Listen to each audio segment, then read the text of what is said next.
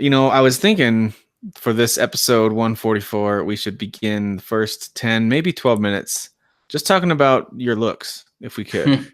I know that that's become a thing, apparently, is that we talk about how you look. So, hold on, but I don't like talking about it because it's not it's not reading me. Hold on, let me play back.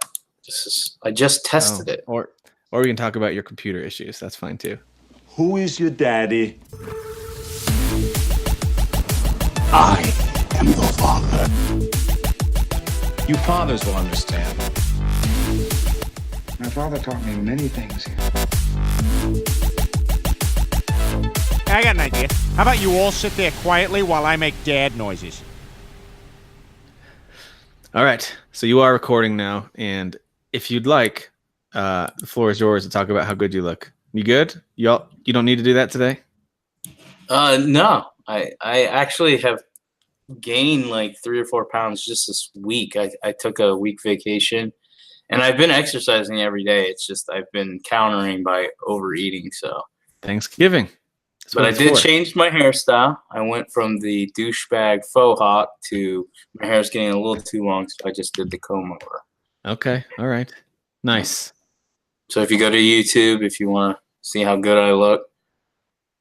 Yeah. Well, with the lighting, it's a little hard to see exactly how good you look. If you really want to see, go into our group and just search for any images posted by Derek. One of them somewhere is going to be an image of him somewhere in there. My new thing is my doppelganger, Dean from Supernatural. So I actually, you haven't seen it yet, but I just posted and I tagged Sasan, of course. I grabbed a picture of Sasan and his wife and then a picture of me, and I combined those 2 pictures and then a picture of the 3 main characters from Supernatural. And I basically said, Sasan, the 3 of us look like these 3 people. And I'm, of course, Dean, which is the really good-looking one. Sasan is the father, which is like he's in the Walking Dead. He's a good-looking guy. I mean, he's better looking than Sasan. And then his wife looks like the guy who's Dean's brother, who's like the pretty boy, who could basically play a girl if he wanted to. Just thought I'd let you know. That is about 45 seconds I'm never getting back. Thanks for sharing that. Hey, it's better than Michigan football. I mean, we could talk about Michigan football. No, let's not talk about college football this time around. Maybe next time around. We got a lot to cover, so let's skip the football stuff. Let's jump right into video games we are playing. I'll talk first about that since mine isn't quite as lengthy. I'm still playing a lot of Red Dead Redemption 2. That's mostly what I'm spending my time doing. I actually find that I start that game and then I have to hit pause to address multiple family things. So the game will sit there on for like an hour, but I don't always get a chance to play it as much. But I'm pretty far into it. I think I'm at like 80% through the story, something like that. It gives you it gives you tons of details on your progress, whether it's for challenges or for the storyline or overall the collectibles, all that stuff. So yeah, I'm 80% through the story. Really, really love this game. It's fantastic. I'm legitimately torn on what my favorite game this year is. It's going to be interesting to figure out. You're talking about Red Dead? You're 80% through the story? Okay. Through the story, right. Yeah. I think for the overall game, I'm at like 60-something% total completion. There's no way I'll get to 100 because you have to do so much stuff. But and then we're playing Pokemon Let's Go as a family too. I've got actually 2 of my kids, my daughter and one of my sons. They are they have their own save file and they're collecting stuff. I haven't gotten to the point in the game yet where you can connect the Pokemon Go app to the game. I think you have to get to a certain city, and that hasn't happened yet. So for right now, it's basically like a really cool looking remake from what I remember of Pokemon Blue, Red, Yellow, those original games. It feels like just a nice looking remake of those games. So plays just fine. You do battles against other trainers the same way, but catching Pokemon is now different. You don't have to weaken them to catch them. You just do a Pokemon Go style, throw the ball at them, give them a berry to make them a little easier to catch. So it's a lot quicker. Everything moves a lot quicker, and I like that part of it quite a bit. So, and there's other improvements too. If you're a Pokemon fan, you'll notice that you can now carry your Pokemon box with you, which is where you store all your... So you have 6 that you carry with you, and then you have a box. You have to go back to a center to swap them out. Now you can do that on the fly whenever you want to. So it's pretty cool. It's pretty cool. We like it. It's not the best thing I've ever played, but it's a nice break from more serious stuff, and it's fun to play with the kiddos. So So that's all I'm playing right now is Red Okay. Dead Redemption 2 and Pokemon Let's Go. So, but I know that you've actually gotten a chance to play a lot more. So let's hear from you. Okay, yeah. So, like I said at the beginning of the show, I took this week off, so I'm actually off until Tuesday, so I have Monday off too. So, still got a couple more days to game if I want, but kind of got into. I know I've said the last couple months that I was starting to get more normal and starting to game a little more. I would say I'm getting really normal. Like I'm getting back in, and maybe it was just a vacation, more free time, but I was able to finish a couple of games that I really wanted to finish, but I was struggling to play. Like every time I'd boot them up, I would play for, and I'm not exaggerating, maybe 5 minutes, and I would die or something had happened I didn't like, and I was just like, all right, I don't want to play this, and I would just turn it off. And that's Shadow of the Tomb Raider and Spider-Man. And when I originally started my vacation, my goal was I only had one agenda: beat Assassin's Creed Odyssey. And because I was really hooked into that game, and I did start my vacation off by playing, I think, like 10 hours of Assassin's Creed Odyssey. And then I saw JP post in Facebook, because he's been kind of having a similar year as me as far as gaming and personal issues and stuff like that. And he basically said that he had beaten Spider-Man and how much he enjoyed it. And I was like, I know Spider-Man's shorter. Why not just give it one more go? Because I really want, like, here's the thing for the few listeners that we do have. I do care about the show. I do care about the Game of the Year awards, and I have thought about them, and I'm like, I would hate to listen to somebody, even if some people find me entertaining, I would hate to listen to me talk about Game of the Year opinions if I haven't really, really played these games the way I'm used to playing them. So I really wanted to finish them. So I gave Spider-Man another shot, and I actually got hooked. Again, it could have just been because I had more free time, and so I had more patience. But I ended up beating the game in 2 days. I'd already played probably 4 or 5 hours, so I don't know how many hours I played in those 2 days, but it felt like a good amount, and I ended up beating that game. Now, for Spider-Man being a pretty big open world game, tons of extra stuff to do, did you just mainline that thing and stay straight with it, or did you find yourself being distracted at least a little bit? First 4 or 5 hours, I just did side stuff and explored the world and did a few missions. Yeah. And then, and this was probably about a month ago, I had gotten through chapter 1. So I had started going through the main story, and then I kind of fell off. In fact, it shows you where you last saved. And so when I started playing it a few days ago, I hadn't touched the game since September 28th. So that shows you how long of a break I took. I took almost a 2-month break. And so I came back knowing I was in the beginning of chapter 2. And I knew from checking a walkthrough, I was like, oh, I just got to get through chapter 2 and chapter 3. And chapter 3 is shorter too. So I did from there on just story mission. Right. I did a couple side quests, but really that was just to level up. And then I just kept doing.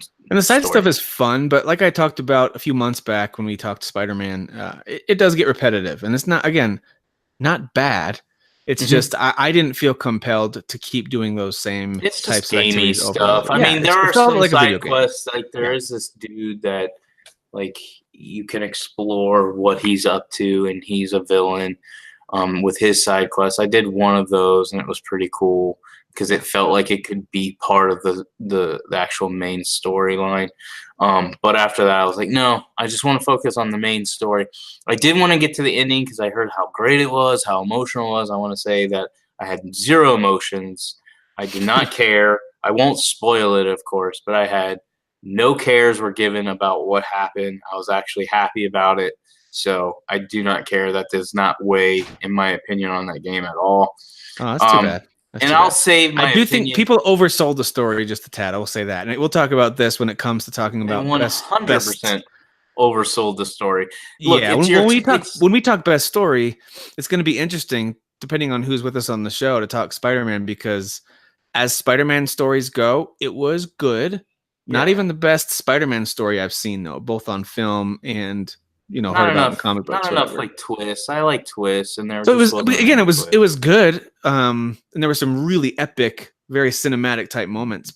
but that doesn't mean that the story itself. I think if you strip away a lot of how fun it was to be Spider-Man in a video game again, people wouldn't give the story quite as much. I don't know. Let Maybe me say this. Let me say this. This isn't like me nitpicking it, because when we get to the game of the year, you will hear how much, like, I'll go into how much I like the game. But I will say this, and I don't consider this a spoiler, and I'm not going to name off who they are. But here's my issue with these style of games, superhero games and movies. They feel like they have to like flood you with characters for nostalgia purposes, and it kind of, for me, takes away. And here's what I mean by that. They had a main villain throughout the entire game. And then if you know anything about Spider-Man, you already know a second villain is going to he's going to develop. Right. He's going to again, I'm not going to spoil it, but already you're going to be like, by the end of this game, you're going to end up fighting that guy, right? Yeah. So you've got two villains. I'm totally cool with that, because you have the main one that you've been dealing with for the whole game, and then you have one that's developing. So they didn't just throw him in there. They didn't shoehorn him in there. They're developing him. Right. But at the end, they just throw in another 3 or 4, and I'm like, why? Why? They didn't develop them at all. They just wanted you to have boss battles. They were all kind of just like henchmen, which is too bad, because some of them are classic Spider-Man enemies, and it would have been cool for them to have a little bit more than just. They were basically just henchmen. But I will say this: the boss battles with some of those guys in that, I think it's the final act of the game. The whole city changes a bit, and some things happen. And then you have boss battles in that section of the game. And I thought the boss battles were very creative and fun. Even some moments were funny. But you're absolutely right. The only villains that carried any kind of weight were really those two. And but to that end, though, I'll say they did a better job than most comic book style games I think I've ever done in making you really care about, what's going to happen. Both the hero, I don't want to give away too much here, the hero and certain relationships you have with the game as things play out all the way towards the end. It's just, again, it wasn't a good story. I just it felt wasn't like making me cry, but it was a little more moving than I expected it to be. So that's why I think that's the case for a lot of people. They weren't expecting it to be like, wow, that was surprisingly intense and sad, but exhilarating. I don't think people expected that. I don't know if they could have pulled this off because it's Spider-Man. No, they can't pull this off. But if it wasn't Spider-Man, and again, I'm not going to spoil it. Anybody who's played the game knows exactly what I'm talking about. If at the very end of the game, you could have made a choice and not just have the game tell you, well, this is the choice Spider-Man made. And it is the choice Spider-Man would have made. It is. In his character. Right. But if you would have had the choice, then that would have been more impactful. The fact that there was no choice, they just kind of played it out. But see, there's never any moral gray areas for Spider-Man. He's always like Superman. He's always just he just does the right thing. If it were like Punisher or Daredevil or something like that, I could see making that choice. And so again, I don't want anybody to misread what I'm saying. I'm not saying they handled it wrong by not giving us a choice. Yeah. I think they did it the right way by not giving us a choice, because I know what I would have done. But the point is that they handled it good, but it didn't, for me, it had no emotional impact. I was like, cool, that's whatever. Fair. But you're glad you finished it. Now you have an idea. Yeah, and I'm excited about talking, and I will talk about it in a more positive light when we get to the game of the year, because you will see it in my top 10 for sure. And hey, I don't want to speak for you, but I loved that game. It's a really fun superhero game. It was a blast to play. But there are just some nitpicks I have with the only nitpicks I have. It's my way of explaining why it wasn't a perfect game for me, but I still really liked it a lot. I had a lot of fun with that game. I actually would say that I had more fun with it than God of War. And here's my thing. Well, again, remember when I played God of War? It literally came out in the middle of my at the worst possible time. In the worst possible way, and so it wasn't a game that I could really focus on. That's why I tried to go back and play it. In fact, this weekend I actually continued my new game plus of God of War, but I was like, but I've got all this other crap I got to play. So I did play. I'm not going to talk about it, but I did continue my second playthrough of God of War. The other game I want to talk about real quick is Shadow of the Tomb Raider. I got to say, this game is the biggest disappointment for me for this year. because it was probably top 3 hyped games for me. I would say Assassin's Creed Odyssey, Fallout 76, and Shadow of the Tomb Raider are probably the 3 games that I was most excited for. Shadow of the Tomb Raider was such a letdown, and I'll keep it quick because we talked about Spider-Man for a while, and I've got some. Well, and we also talked Shadow a few weeks ago, but I am curious to revisit it now. So go ahead and tell us your thoughts on it, and the good, the bad. Well, here's the reason why I personally didn't like it, and I know other people have commented on the game saying they like that they went back to the roots of Tomb Raider, but I'm not a original Tomb Raider fan. I played some of them a little bit on PC, but I never cared about the games or the character or anything like that. Now, hang on. That's sacrilege to a lot of people, right? I mean, a lot of people love the Tomb Raider series. I've never been a fan of the Tomb Raider series. It wasn't until the reboot. I think it was the reboot I loved, but there was a couple PS2 games, I think it was PS2, that I feel like I enjoyed. Maybe it was Underground or something like that. I feel like they were Underworld. Yeah. They had a couple of games in there that I thought were actually kind of fun, but never really hooked me. I never liked the original PS1 games. I always thought they were really ugly and boring and hard to play. That being said, I enjoyed some of the middle of the road games, but then the reboot, which I didn't play till like a year and a half after it came out, and that was one of the last games I played on PC, by the way. I loved the reboot. I thought it was so good. So I am with you. I am right now a complete fan of the series, or at least the modern version of the series. Yeah. This being the 3rd game in that series. I have an overwhelming sense of disappointment with it as well, but I can't quite put my thumb on it. So maybe you can help me figure out. Just talk to me a little bit about what are the pieces that you think make it feel disappointing, because I can't say objectively it is a bad video game. It's a beautiful game. It's got some great set pieces. It's got all the things you expect. But if for some reason, score it, I would agree with a lot of the reviews I saw, and that's 7.5. Like that was the score that was going through my head, and I was like, that's so disappointing. That, and I'm not saying 7.5 is bad. It's bad for me for this game because I'm like, I would say reboot is probably a 9.5 for me. And I'm not saying it's because it's such an amazing. It was just fun to play. It was so good. 5 times. I just enjoyed playing it. Yeah. Rise of the Tomb Raider I enjoyed less, but I still liked it. Like I would still put that game in probably high 8s. This game I didn't enjoy, and I can tell you why. And again, some people, and I know you personally like this stuff. I didn't like so much of the emphasis on stealth. And then towards the end of the game, again, not going to spoil it, but you go from stealth to this badass scene where she gets this hardcore machine gun, and then it's all about throwing waves of enemies at you and just blowing everything up and being as loud as possible. I'm like, okay, that's kind of conflicting to how you've played the entire game. Plus, dude, hang on a second. That is really true. They train you the whole game to play a certain way, and then for key parts that you have to complete in a certain way, they throw you in a different direction. Now, some people would say, well, that's good. That's adding variety. Yeah. But I would say I'm with you on that, I think, and that is it's frustrating as a gamer when you want to be able to select how to play and they force stealth down your throat. I could see that being frustrating. On the other hand, if you want to play stealthy and they force the action down your throat, it's like, well, I haven't really learned how to do much action in this game because I've been sneaking by everybody, And I like the stealth. Let me say that. I actually enjoyed stealthing. There is one part, and this was actually last night. I think it was last night I beat the game. Yeah, I'm pretty sure. So last night when I was beating the game, there was one part towards the end where they strip you of all your weapons, and they put you in this little area, like an arena, full of like 7 guys, and you got to stealth your way through. And I'm like, I died like 10 times. I was like, F this. Like, I was pissed. I was like, why you got to take all my stuff away? Like, you don't even give me a bow and arrow. Like, you just strip everything away and say, make your way through this. So I ended up cheesing it. I ended up killing the first dude, and then I just ran through, and all the guys were like alerted and start shooting at me. And I was like, I'm running through until I hit the checkpoint. And I cheesed. I was like, that's so stupid. Like, they just stopped chasing me? No, they know I'm there. They should be continuing to go after me, and they didn't.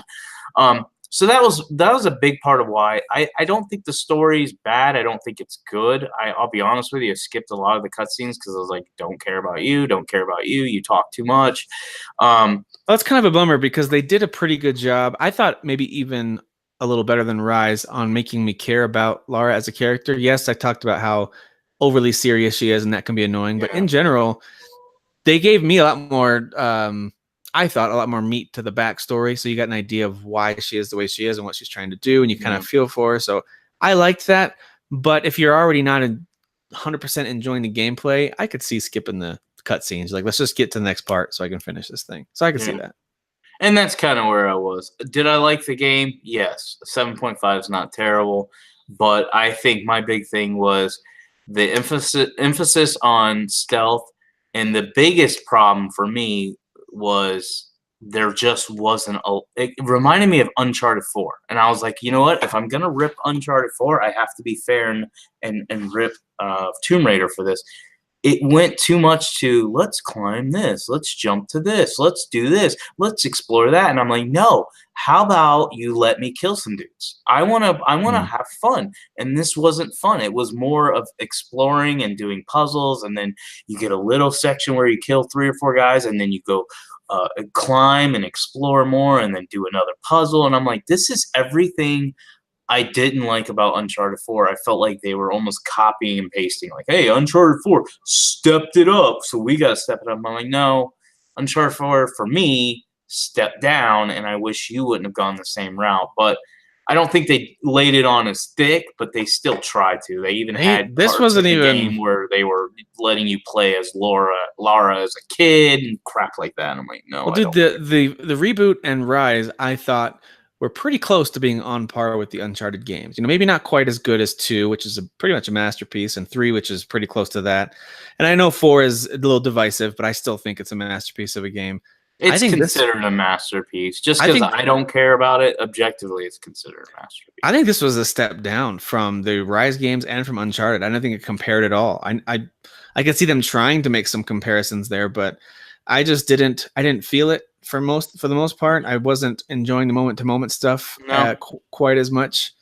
And I do care for it. I do feel like they tried some stuff with her and Jonah, and he plays a much bigger role this time around. But even in the game more.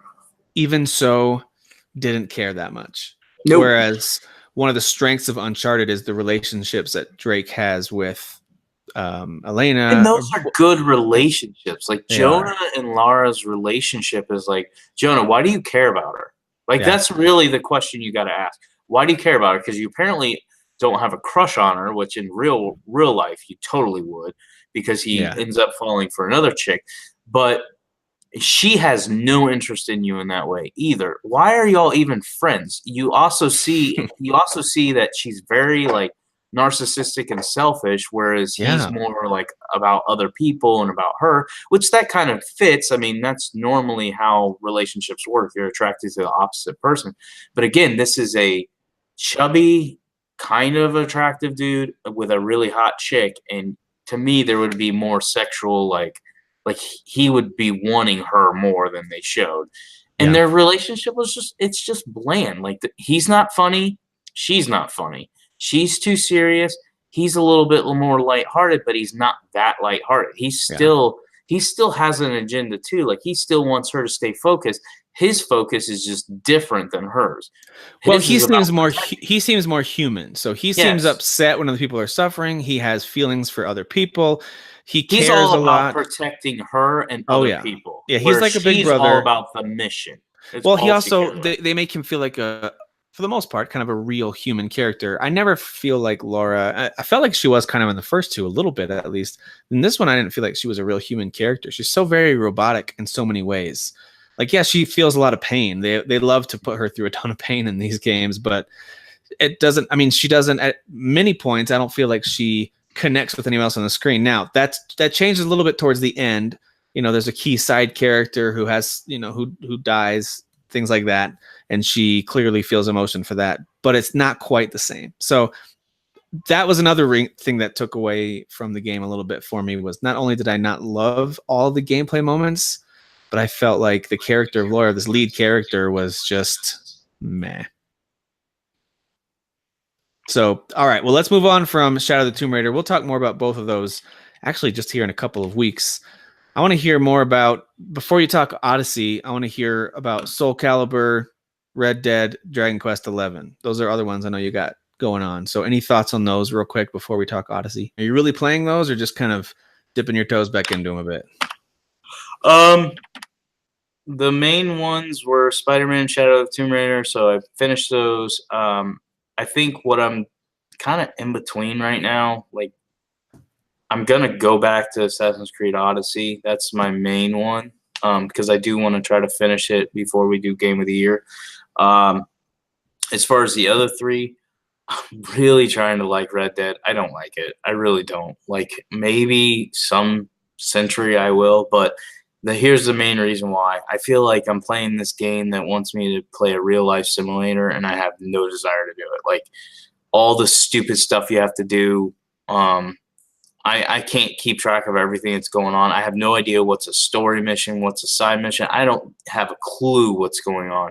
And so I just don't care about the game at all. Every time I boot it up, I just booted it up before we started recording, and I was playing it for a little bit, and I was like, nope, I still don't care about this game. So I gave it probably 5-6 hours. I just don't care. That's significant. I mean, if you're not enjoying it, I think No. we'll say what most of us say to each other in our circle, and that is, if it's not Move on. fun, stop playing it. Move on to something else. For me, it's one of those games where it's not because everybody else is playing it, enjoying it, that I must enjoy it. It's more like I can see the quality, and I know if I can just push through, I'll probably like it more. It's kind of like Spider-Man, or even God of War. I understood that it wasn't the game's fault why my opinions of them at one point were I wouldn't say negative, but kind of negative, where I was like, I don't want to play them. I don't want to play them. I don't want to play them. And I'm kind of like, well, is that what's wrong with Red Dead?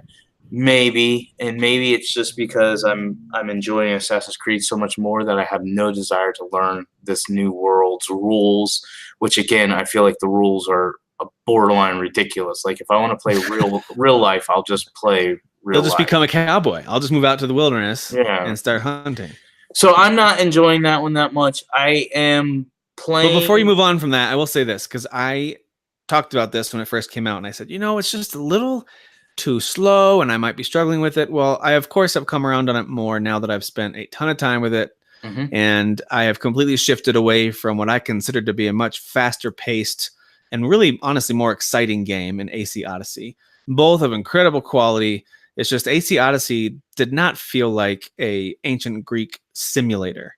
It felt like this giant playground set in that time period where I'm essentially a superhuman and can do tons of crazy stuff. With Red Dead 2, I feel like even though now I'm pretty leveled up and I can survive a pretty lengthy gunfight, take a lot of bullets, whatever else, even then I feel like a human. And I can't move quickly all the time. The pacing of it took me a while to adjust to.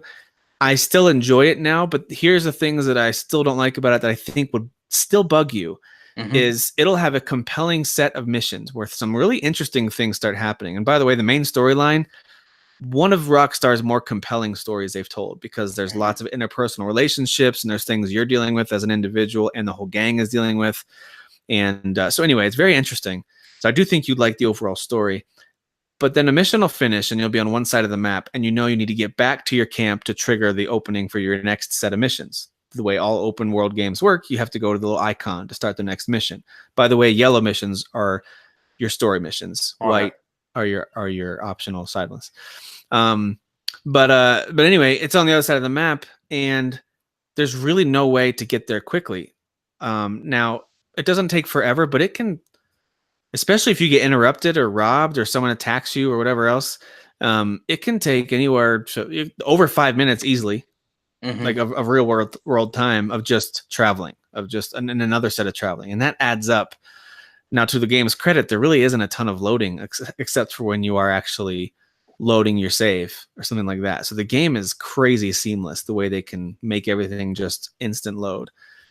But or if you fast travel, you can fast travel from your camp to other locations. I have not discovered yet a way to fast travel from other locations to your camp. So that piece of it, I think, would legitimately bother you. And because it bothers me, and I found myself getting used to the pacing, and I'm pretty patient. I enjoy the quiet hunting where you go up and you set trap, you lay some bait and you cover up your scent and you go up and you wait and you kind of look and use your binoculars to track. It's very slowly paced. It feels like a little bit of a realistic take on hunting. Not totally realistic. It's a little arcadey, but I think that stuff would annoy you, to be honest with you. And for good reason. It's very slow paced. It doesn't feel like Grand Theft Auto in the Wild West. It feels more like Cowboy Simulator. And that's kind of cool, but also not for everybody. So I can say that I enjoyed a lot more than I did at the beginning. I like fishing. I like hunting. I like the shootouts. I think shooting is pretty fun. I like the different stuff you can do with your horse. The challenges are all pretty fun. You know, you go through the challenges, you can upgrade all kinds of stuff. And you can buy new. I think you would like the upgrades, by the way. There are some cool upgrades for all of your different guns and for all your different outfits. You can upgrade stuff both aesthetically and for stats. So I do think you would enjoy some of the upgrade stuff that they offer there. But anyway, I digress. I'm not going to try to convince you to keep playing it. 5 or 6 hours is a lot of time. And if you're still not loving it, then I say move on to something else. So anyway, I just wanted to give that little sidebar for Red Dead 2.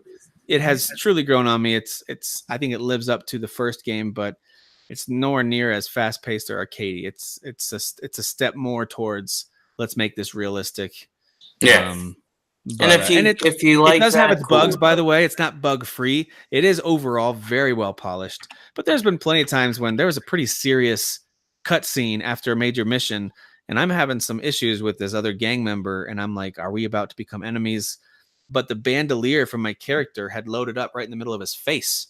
So for the whole conversation, he's got this bandolier going through his cheek, and I was like, this is really hard to take seriously. It was like at the end of The Witcher 3 Blood and Wine, when Geralt was having his final conversation at the end of that story, standing like inside another NPC body. Like there was this lady, and then his face was coming out of the side of her head. I was like, I can't take this seriously right now.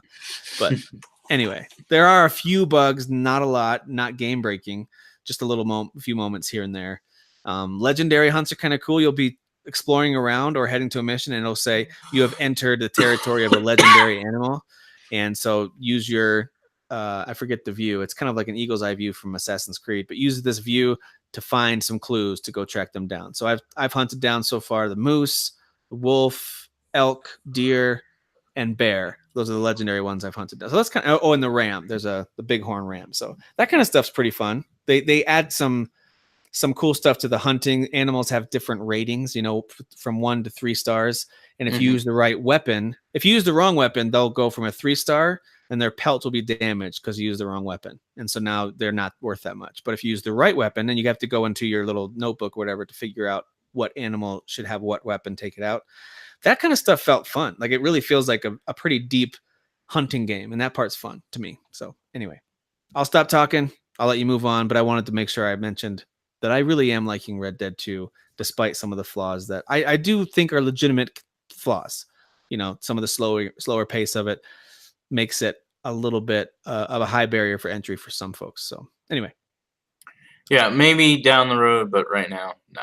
What about Dragon Quest 11 and Soul Calibur 6? Are you actually still playing those, or are you just wanting to get back to those? I think I would like to try to beat Soul Calibur 6 has 2 stories, and I'm working through the create a character story. I actually like it. Not that the story is great. I like the RPG side of it.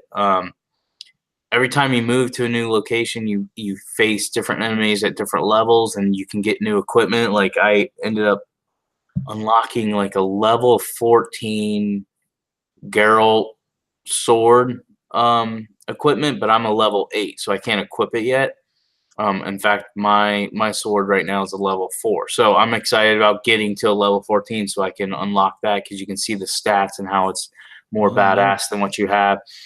So I do like that it has those RPG elements to it, plus story's kind of moving forward. It's definitely slow in the beginning because you're just meeting characters and you're just figuring out what you're doing, but I still think it's pretty well done, and it's worth investing more time in. So I do think that's going to be one that I play maybe to just get away from Assassin's Creed Odyssey so I don't burn out on that. As far as Dragon Quest 11, I was kind of itching to get back to it. So yeah, do I think I'll play it? Yes. I think it's a fun game. I enjoy it every time I boot it up. Am I going to beat it? I've said it before. Probably not. But it's like whenever I have a JRPG itch, it's nice to have that game there. And it's such a pretty game. It really is. And can we talk about those monster designs for a second, though? Our buddy Jesse White posted in the group and said, This game is pretty fun. Like, he had some good things to say about it, but then he put up the pictures. He goes, but can we just for a second talk about the art design for these monsters? And I haven't played the game, so I wonder if maybe their animation is amazing or whatever, but the general flat still image art design, I've always thought for Dragon Quest games is pretty goofy. Does that bother you at all? Do you like it, or is it just kind of you're used to it from other Dragon Quest games? I know that's the art style. I don't like it. I'm not a big fan of the design choices for the enemies and even some of the characters. But the reason why I like the game is because it gives me that old school, like, Super NES JRPG feel. And even though it's a modern day one, and it isn't just because it's turn-based, it's even the story, everything just feels like I'm playing. And it's the soundtrack too. I know they were commenting, several people commented on how the soundtrack's nothing special, but I was like, you know what? Soundtrack sounds like a SNES game. Like, even the sounds of it, like, it literally sounds like it's something you would play on a Super NES game, JRPG game. So it's just everything right now I like. But as far as the enemies, no, I think they're goofy and it's stupid, but it's fine. It's not a big deal. I think the overall game is really pretty. And you get chased down by a dragon that looks like a cartoony dragon, but it looks cool. But all the other enemies are just, they're silly right now. Yeah, some of them just look like Pokemon that didn't make the cut sometimes. Yeah. You know? Yeah. But I would say with my list of games, I like the fact that I'm getting into some of these games. I like that I've completed 2. I definitely think Assassin's Creed Odyssey will be finished before I do any of the Game of the Year talks. So those are the main 3 that I wanted to finish. That I felt like when I have my calendar of all the games I'm buying day one. Those were 3 of them that I was like, I was counting on that I would have beaten before Game of the Year. So I really feel like only Assassin's Creed Odyssey is the only one that I need to get completed before Game of the Year. And then the rest are just kind of just play for fun. It's not. I am going to be curious as you finish up Odyssey, however deep you decide to go into that game. I am going to be curious to hear what you think about that compared to Origins, because the ties back to the Assassin's Creed lore are less obvious in some ways. Unless you do, I think I mentioned this, unless you do a lot of the extra, I don't even know if it's extra stuff. Maybe it's the main stuff, but it's the main mythological battles that you have, those 4 that you have to do and get these 4. These rooms. I don't know how far I am into the game. I know I've met my mom and I'm helping her right now. Oh, yeah, so you're a decent way into it. So yeah. Okay. But I do think it's a better game than Origins, but I could see why someone might say, you know what? I'm not a big fan of all the ship stuff, because they do reintroduce a ton of ship stuff.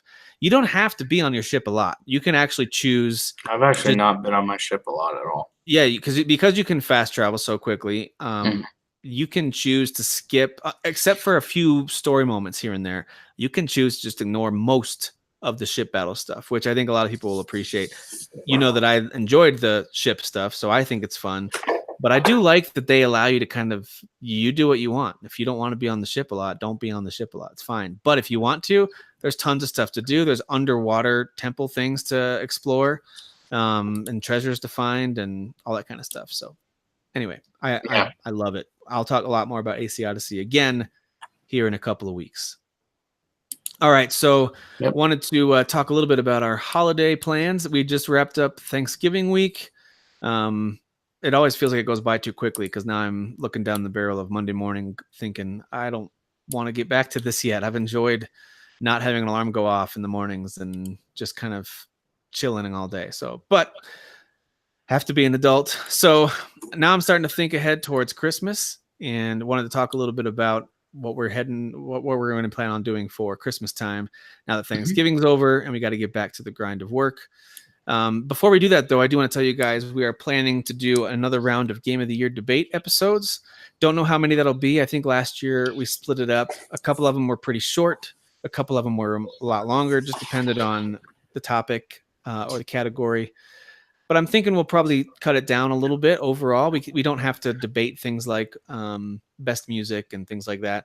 I think we should just eliminate stuff we just don't care about. Like I think we'll still do a community vote and we'll announce the winners. We might even pick, hey, here was my favorite music. Like for example, spoiler alert, I loved the music of Far Cry 5. Not sure if it's going to win. I don't know if I loved the score, but the original music they created with that Hope County Choir was really good. Like it was surprising. Yeah. So anyway, we'll just kind of name the stuff that we like for a lot of these categories, but for other categories like best overall game, of course, best third party game, best console exclusive, we'll still debate some of those at least, and then maybe a few others as well, because it's always fun to debate and to show how wrong you are about stuff. But yeah, thank you guys for applying. I think I'm going to turn off the application sometime this week. It's right now it's pinned to the top of our Facebook group. And I got a lot of people that applied. A surprising number of folks applied to that, which is awesome. But what I think I might end up doing for most of you that responded is I'll reach out to you. So keep an eye on your Facebook Messenger. I'll reach out and say, hey, would you record just your explanation? Keep it, less than a minute per game. Give us like your top 3 games of the year and why. And that'd be cool to include those types of things. We did that 2 years ago, I think. And so that'd be cool to include that. Or maybe I could do a quick Google Hangout with you and record that conversation if you're interested in chatting a little bit about your top 3, something like top 5 maybe. So, but I won't be able to get all of you on the show. Sadly, only 1 or 2 will probably be able to be on the show. So a lot of that will come down to schedules more than anything else. Or whether or not Derek thinks you're good looking enough. So there's not many good looking people in that group. Yeah, there's not many. So let's talk about holiday plans. As far as gaming goes, my holiday plan is to hopefully wrap up Red Dead Redemption 2. I want to finish up the story. There's a few of the side stuff that intrigues me and some of the hunting challenges that I do want to complete. But then I'll be able to put that one on the shelf, and I'll probably try it out again when they roll out multiplayer just to see what I'm hoping they do. I don't know if they will. I love the idea of in this open world Red Dead Redemption 2 world, being able to create your own gang, set up your own rules, send people out on missions, and choose how you want to upgrade your camp in more specific and in-depth ways. I'd love that idea. Doing having rival gangs to battle against. I think that'd be great, but I don't know if it'll be that in depth or not. We'll have to wait and see. When that's done, some of the games I plan on playing for the month of December, I'm planning on playing a little bit more of Call of Duty Black Ops 4. I want to get a better feel for the multiplayer and just play that a little bit more. Yes, for Game of the Year debates, but also because it's fun. I also just bought Valkyrie Chronicles 4 on the Switch. It was on sale for $30 on all platforms digitally. So I went ahead and grabbed it on the Switch after reading some reviews. It sounds like they're all pretty equivalent, and it's nice to have it in handheld mode. So I'm excited to give that one a shot. It's one of those ones that flew under the radar for most people, I think. But it came out. I think it came out at a bad time for that game. It really did. I just assumed it was a re-release of some kind. Then I realized, no, this is a new entry to the series. I was like, oh, that's a surprise. So I'm going to play that one a little bit. And then I do plan on doing what Derek talked about a little bit, and that is I want to replay just a little bit of God of War, and I might even fire up Detroit and try 1 or 2 of the different branching paths that you can choose different things and Detroit Become Human. And I want to try a little New Game Plus of God of War just to refresh in my memory how much I liked those games, maybe identify any of the flaws that I see in those, because I want to have an honest discussion about Game of the Year too. So I'm going to revisit those, but then really most of December when I have a chance to play games, other than touching on some of those games I just mentioned, I really just want to play what's fun. So if I'm playing with kids, I want to play Pokemon. If I'm playing solo, I might jump back into Red Dead 2 and do some more hunting, because I do think that by itself would be a really fun hunting game. And I did buy a few other smaller games on Black Friday sales. I bought Battle Chasers. What's the subtitle for that? Battle Chasers? Something War. Something War, yeah. That's one that's been on my radar for a long time, and I finally bought it. And then Kamiko, this little... What did you buy it for? You buy that on the Switch, too? I bought it on the Switch. Mainly because of the handheld. I spent it was like $15 more than on the Xbox and PS4. They had it on a major sale. Switch only had $9 on the Xbox. Yeah, it would have been way cheaper. But again, I wanted it on handheld mode, so I ponied up the extra cash. Such a loser. So what are your gaming plans for holiday season? Do you see yourself still playing? And by the way, as far as Smash is concerned, some of you are probably wondering why haven't you talked about Smash?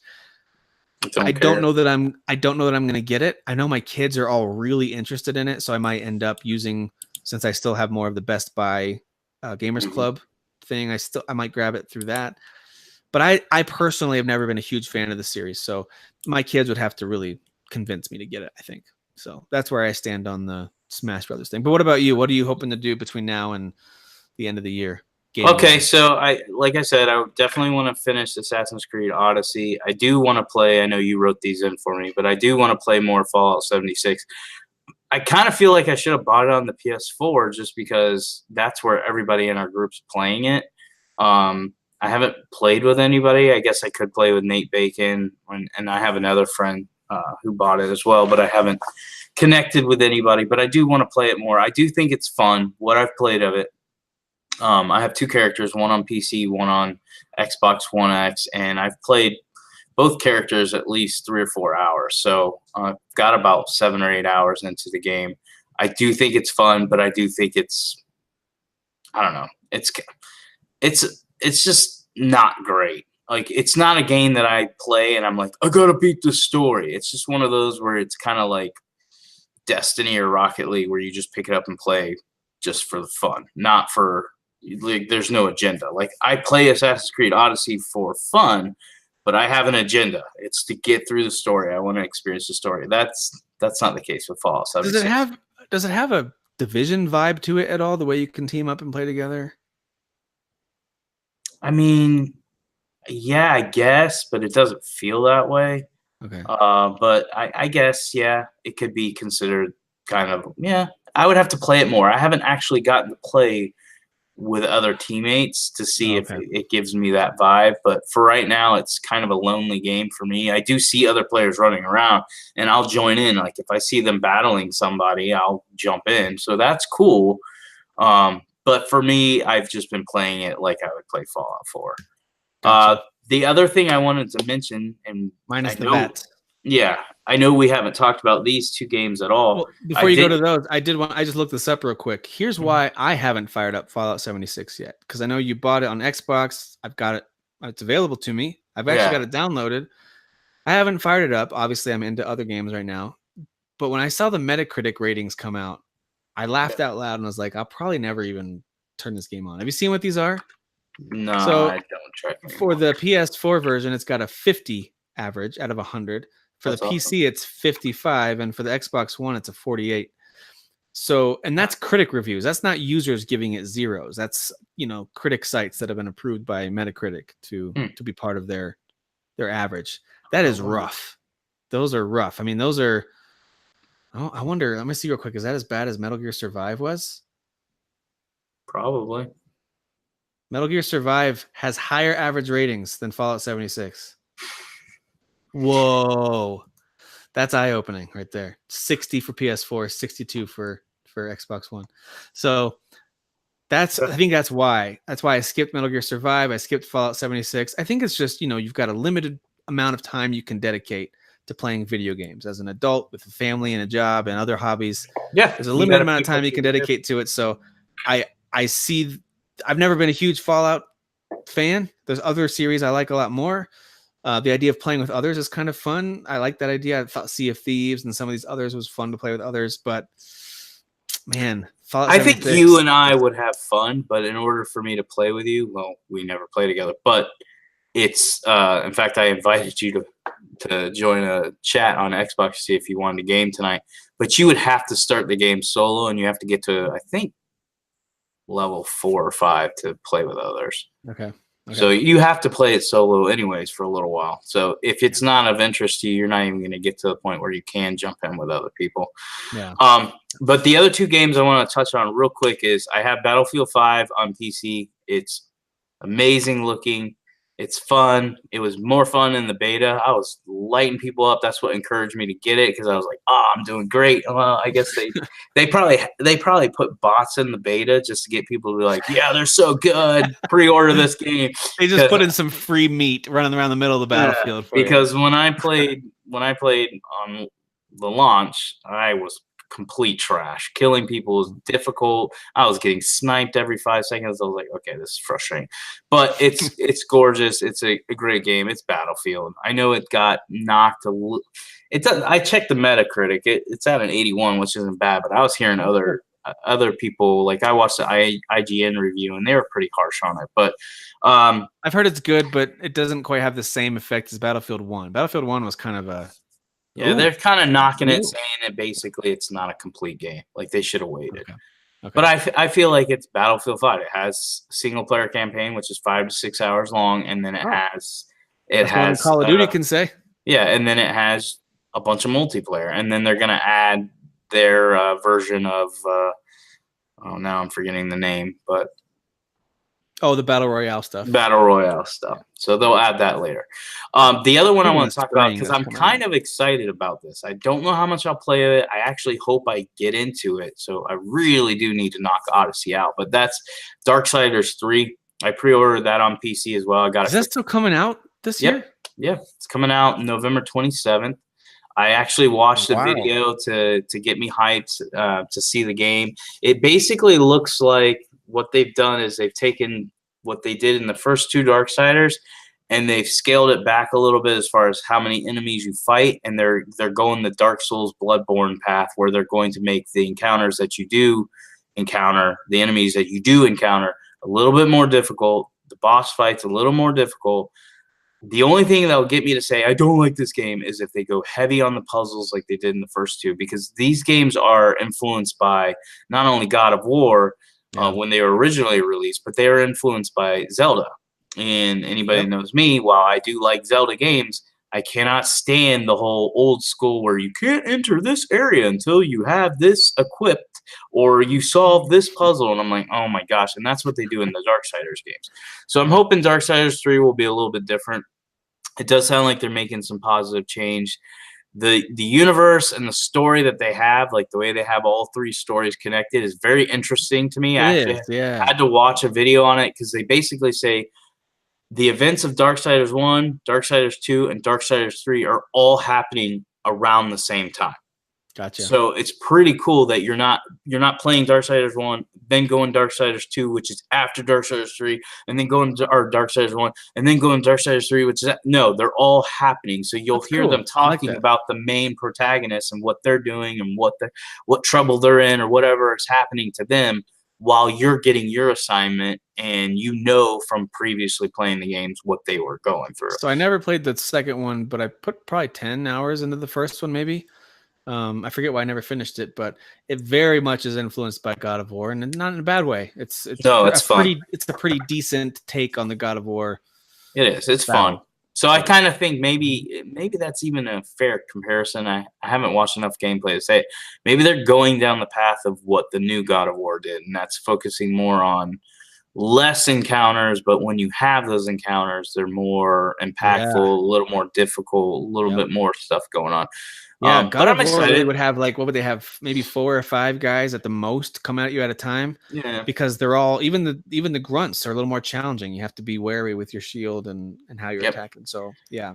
So I got it cheap. That's why I went ahead and did it. CD Keys had a pre-order for Darksiders 3 that was $35, and I was like sold. Oh, nice. So I actually bought that and Battlefield 5 together, and I basically paid what you would pay for a game and a half. Well, actually less than a game and a half. So I got $40 off buying both of those. So if the first 2 games are any indication, they will both be on steep sale before we get too far into 2019. Probably. But I like having games right away. I can talk about them. And since I am starting to get to where I am gaming, I do think this is something I will jump in and play at least a little bit of so I can have an educated opinion on it. Is it going to be game of the year or top 10? Probably not, but I do want to check it out, and it is coming out kind of late for game of the year stuff anyways. But I did want to mention it. I will probably talk about it next time we do our show because I am excited about downloading it and at least playing a little bit. You know, I am glad, though, that this year, for the first time in 3 years, we do not have a major game releasing right as December begins. So 2 years ago, we had Final Fantasy 15 dropped right at the end of November, right? So you had a very little amount of time to play enough of that to really give it a solid rating. Technically Fallout 76 is that, but because it ended up not being really story driven, people aren't really impacted by that. But that is like a major game that dropped in the middle of November. And let me just say this. I mean, like even the end of November. So you don't even have Thanksgiving break to play it. So last year you had Xenoblade Chronicles 2 came out the first week of December. This year, all you really have, I didn't even think about Darksiders 3. So maybe that's a legit one, although it's not as major of a franchise. But you have Smash Brothers, which is a multiplayer party fighting game. So I don't think there's really that major game with a huge story that you got to plod through in order to really give it a good rating. So that I think is a good thing when it comes to trying to get Game of the Year stuff lined up.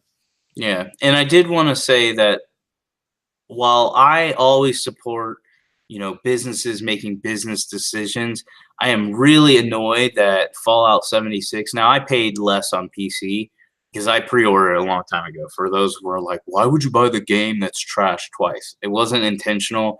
I bought it like a long time ago on PC from CD Keys for cheap, or a decent price, not cheap.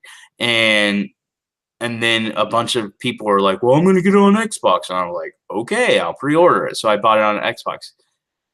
I'm annoyed that the game had not even been out a week and they dropped the price $20 on Xbox, PS4, and PC, all that. You could get a Black Friday deal of $20 off. And I know why. It's because the game has got on by media, and there's a bunch of people not buying this game now. And so they're going, holy crap, maybe if we put it on sale, people will be like, well, it's only $40. Maybe I can get my friends to buy it. But it's really annoying. Like, like I said, I'm cool with business decisions. I even defended, there was another game did it. Oh, Shadow of Tomb Raider dropped their price at like $15 on a sale. Like, but it was a month. It was like 3 weeks to a month. It wasn't a week. Like that is crapping on people that pre-order. That's encouraging people to not buy your game day one. Well, let's just wait and see if it's a fail. If it's a fail, then I know I'm going to get $20 off the game. Like, that's really, really crappy of Bethesda. They shouldn't have done that. They should have eaten it for a little while, waited 2 or 3 weeks, and then been like, oh, we're on sale. But, it's their business decision, but I do think that's pretty. Watch out! Or they should do is offer everybody that they know purchase it, and they can see this, who's been playing the game. They should offer something, like something free to those players that will that's actually a good idea. Yeah. Because what's crazy is these absolutely epic, these huge games that took 7, 8, 9 years to develop, you can now get those full experiences plus all the extra stuff they gave for $15-$20. Like I saw the Horizon Zero Dawn full experience, includes the Frozen Wilds downloadable stuff and pretty much everything you could possibly want, $14.99 this past week for Black Friday. You can just go download on your PS4 right now. I was like, that is an insane price for such a great product and so much stuff there to do. God of War, I think, was already down to $20. $17 that came out at GameStop. Yeah, that came out this year. And so for those who are not like you and I, and they don't feel the need to play things right away, if they can wait, you can get a ton of game for very little money if you just wait, for the most part. Unless it's like a major Nintendo series like Zelda or Mario, you might get $10-$15 off of those, but that's about as far as they'll drop. So, but otherwise, just give it a couple weeks and you'll get some of the biggest releases for next to nothing if you don't need it day one, So one day I'll learn my lesson, but for now, my excitement, my hype just builds up too much. But you and I save a lot when we share our games. So, and then if I'm not buying, like you buy on the Switch, so you pay more. But I save when I do PC. And when I say save, obviously I'm spending money still. But I'm talking like, for instance, Darksiders 3, for a console version of it, you're paying $60 for a digital copy. I paid $35 for PC, which is going to run better, look better, and perform better. $35. So I'm getting a discount. And then when you and I share, like when I buy a game that you want to play too, then that's essentially like you and I paying $30 per game. Yeah, which worked out well with things that we split between Tomb Raider and Assassin's Creed and Red Dead and things like that. And then Hitman. It's been cool to save a little money in between with some of those. Which I actually just downloaded Hitman 2 because I would like to at least – I won't get caught up in it because we've already talked about a ton of games. Like you and I are overwhelmed with games right now. But we are. And I actually wouldn't have mind put in checking – I've finished 3 missions on Hitman, but I'm going to save it for probably next week's episode, which I think might be our last normal one before we start Game of the – I'm not sure yet. Because sometimes we record every 2 weeks, depends on our schedule. So, but I will talk more about Hitman 2 in the near future. Don't think I've forgotten it. I do enjoy it a lot. My short review on it is it's more Hitman. It's a lot like the game that came out in 2016. I think it came out in 2016. So it's very much like that with some improvements here and there, but I'll dig into it more later on. If you like Hitman, go get it. All right. Real quick, I do want to find out, we didn't talk any family stuff whatsoever. So wrap us up with what are you guys doing for Christmas time with, actually, you know what? I'm going to go first. Yeah. I really like what I've heard so far of your plans.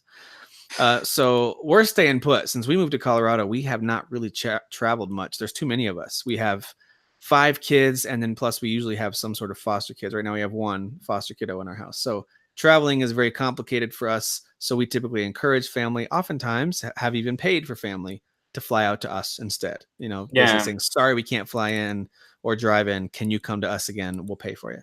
So that's worked out okay. My parents are coming in for the whole Christmas and New Year's week. And so that'll be fun. So we're sticking around, not doing too much special. But you, I saw, I don't know if this is correct. Correct me if I'm wrong. It sounds like your plans for holidays are basically to give you to you as a gift. Yes, of course. Yeah. I'm actually considering dating myself. What I did is I put myself on Plenty of Fish, and then I put another version of me, and I hit on me, and I'm just having conversations with me back and forth. I even went and got another phone and added a new line to my cell phone account so we could text back and forth late at night. Yes. And then I added Sasan, of course, whenever I want to twist and I just want to cuss at somebody. But yeah, pretty much. Of course. No, so I'm assuming you guys are staying in Florida for Christmas time. Yeah, we have a soccer tournament in middle of December down in Fort Lauderdale. So it's like a 3 or 4 hour drive. Not exactly where I would want to go. I don't want to go more south. But we are going to go to that, and we're going to kind of just enjoy that because we had to get a hotel for a couple of days for it. That will be like our vacation. I'm supposed to take the week of Christmas off, so that will be more time for me to game and hang out with just the kids. While actually, Megan has that off too. She actually gets Christmas week off as well, so we'll be able to hang out as a family and stuff. But yeah, we're just staying in town. Our family's here anyway, so we don't have any plans to travel or anything like that. So we're enjoying that 70, 80 degree Christmas time. I'm not honestly enjoying it at all. I mean, I understand if I lived in Colorado and stuff like that, it would get old, like the cold weather, but I'm not enjoying this weather at all. Like I went out for a run tonight and it was a good run. I felt fresh, but I was like, as I was running, I was like, my gosh, like, could you just give me a cool breeze? Like, It felt so muggy and so just humid. Real hot. Yeah. I mean, it can get hotter, trust me, but it was still bad for the fact that it's November 24th. So that was annoying. Yeah. Today was a little bit warmer than usual. Although we do get some random warm days in the winter here. I've learned in my 2.5 years of being here. But it was probably 50 was the high. But then the second half of the day, the wind started picking up and the temperatures dropped and it started snowing a little bit as we were putting up the Christmas tree. Is it too early to put up the Christmas tree? I don't know. We're doing a bunch of people are doing it now. Yeah, we're putting up Christmas tree now. Oh, one more quick thing. I took all the kiddos to see Wreck-It Ralph 2. Ralph Wrecks the Internet today. Was it good? Great family movie. Highly recommend it. There's some pretty funny stuff, especially some of the stuff they do with the Disney princesses. I thought was very clever and very funny. But don't go see the Grinch. We all enjoyed it. I wish I would have gone and saw that. The boys wanted to see the Grinch, and I like the Grinch, so I was like, okay. And I like the guy who's playing the Grinch. And so I was like, okay, maybe this will be good. But I had heard it's not very good. And I went in and I fell asleep during it. I was like, this is trash. It wasn't. I've heard it's pretty much just another telling of the Grinch. It is, but it's fine if you're telling the same story. Of course, that's what you expect, but make it funny. Jim Carrey's version to me was funny. It wasn't hilarious, but it had a lot of funny and charming Had things. some Jim Carrey moments that made it. Yeah, funny. and I this was just bland and boring. Like it was not interesting at all. I was like, Ralph Wrecks the Internet was overall, I thought, a great movie. It's a little sappier than the first one because they're already best buds, but overall, very good, very clever. Some really fun internet and video game references throughout. I thought it was fantastic. So I'll probably end up taking the boys to go see it. They'll want to. It's a good one. All right, well, that does it for episode 144. Thank you guys for listening. Thank you, Derek, for helping me find a time to do this. And we'll talk again soon. All right. Who is your daddy? I am your father. You fathers will understand. My father taught me many things here. I got an idea. How about you all sit there quietly while I make dad noises? Hello, hello, hello, hello. Why would you record and now you're not? Like that doesn't even make sense. Let me just get out of this. You're stupid. Go away. This is good. This episode's going to be called Rhetorical Arguments with Derek, where he's just arguing with something that cannot respond. Check 1, 2, 3. Oh, now you work. You piece of trash. Okay, I'm on.